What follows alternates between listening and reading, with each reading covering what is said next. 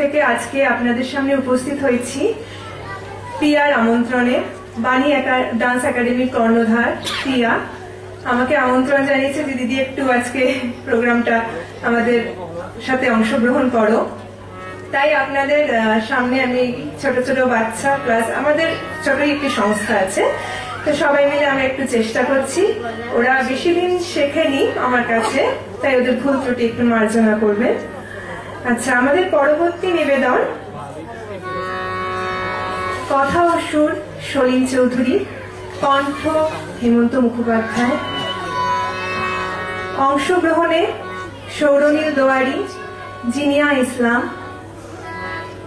অভিধান বিশ্বাস, অহর্ষি মুখার্জি,